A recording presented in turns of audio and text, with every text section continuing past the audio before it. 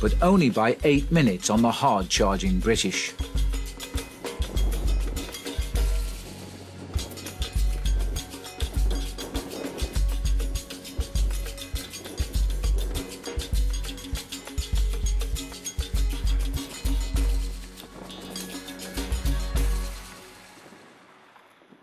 The transition and control point is housed in the Estancia Blanca Adriana, a weathered sheep operation, welcoming the lead teams after just short of 6 hours in the saddle and as dusk is settling on the first day of racing. I'm glad to get off this. Another quick change from biking back to trekking, along with quick calorie cramming, and the plan is simple. No, just quickly get out and get the most of the light. With light failing, the competitive nature of the adventurers is evident. It's a quick meal and into the night.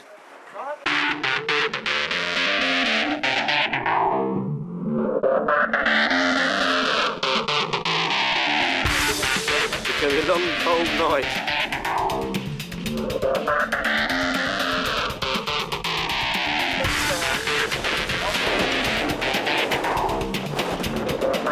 While teams continue to pedal and push their way into the estancia and transition, the lead teams navigate and push ahead in the dark, with varying degrees of success. North. We don't want to head north at all. We're on a road that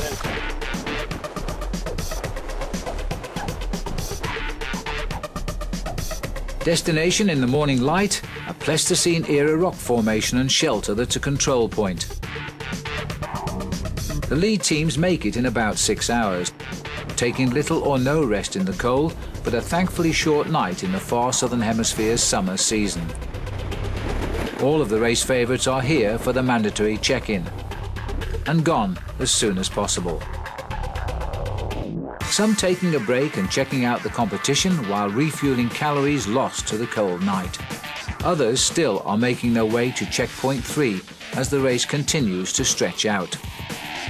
Canada's Team Untamed New England takes advantage of their position against the favourites and moves quickly to get a jump on defending champion team Helly Hansen Prunesco.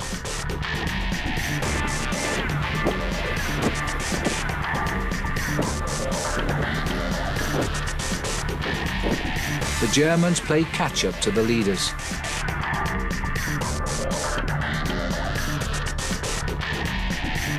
While further behind, trailing east wind from Japan discover the dried seabeds on their way to checkpoint 5. And USA's Team Eddie Bauer choose a slightly different route.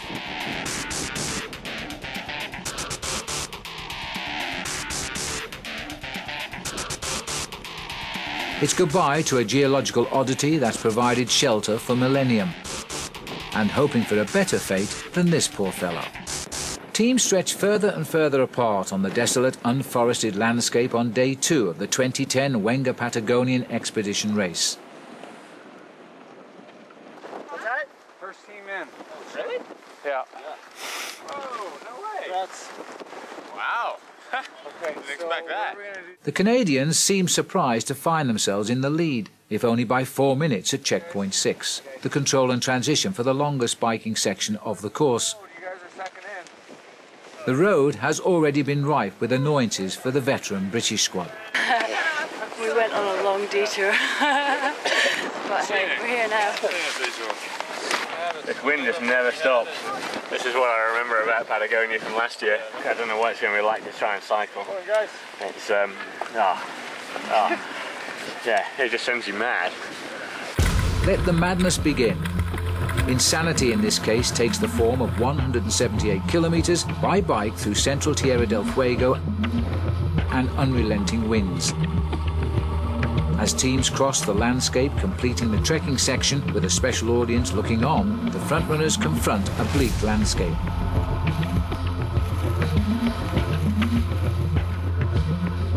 Mostly treeless, barren grasslands with little to stop the gale force winds. From paved surface roads to double track and every variation in between.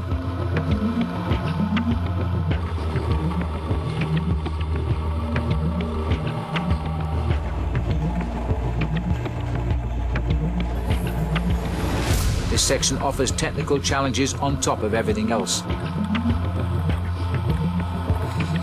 And it takes its toll on the gear. A broken chainring for the Spanish rider, and a broken seat post for the Canadian. With no support, there's no choice but to make repairs and move on. In what must feel like an endless landscape.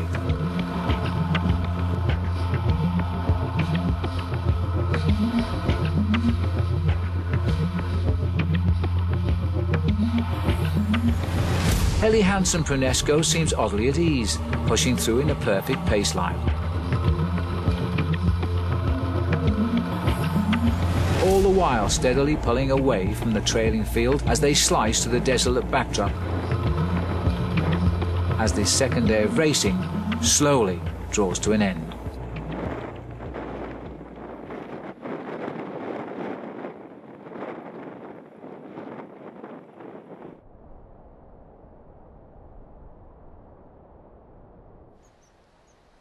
Morning finds the team at the foot of the daunting Darwin Range and control point 8. Pretty unknown just due to the maps we've got, so you never know what you're going to get out there until you get out there. Just looking at the start from here, it's a big waterfall and can't see, it's not on the map, so we're expecting lots of things like that. The team has rested about 4 hours after riding 12 on the bike.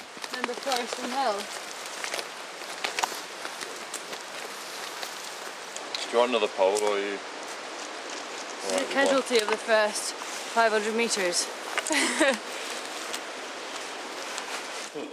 Going is slow in the dense, deep forest. This marks the departure point for the most arduous section of the expedition, a 114-kilometre trek through a mountain range with no marked trails and innumerable obstacles using basic maps and compass.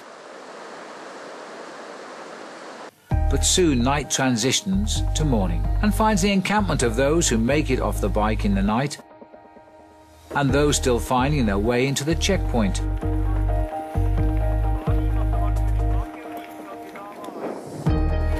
Soon gear is being organised, food voraciously consumed, and bike gear swapped for enough trekking equipment and food to sustain a team for up to 4 days in these unpredictable conditions.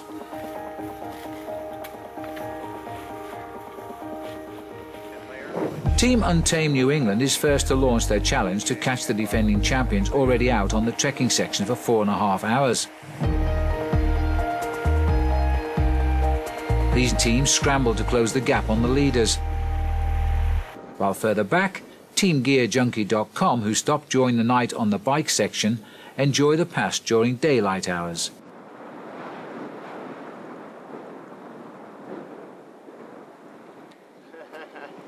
They're soon followed by a jubilant Finnish squad, basking in the view of the range they'll soon attempt on foot.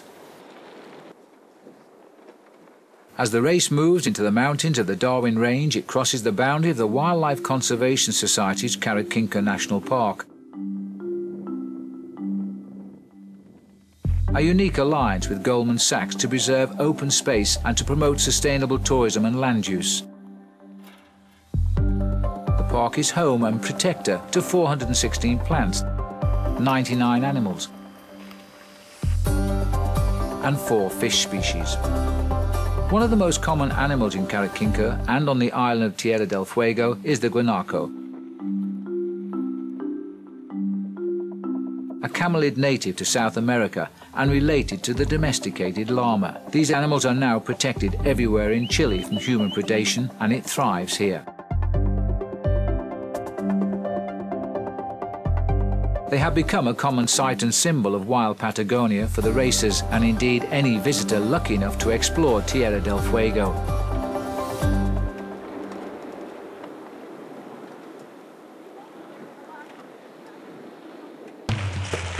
Team Helly Hansen-Brunesco in the race lead has managed now to scale the first mountainous challenge on their journey by foot to the Beagle Channel over 100 kilometres away to the south.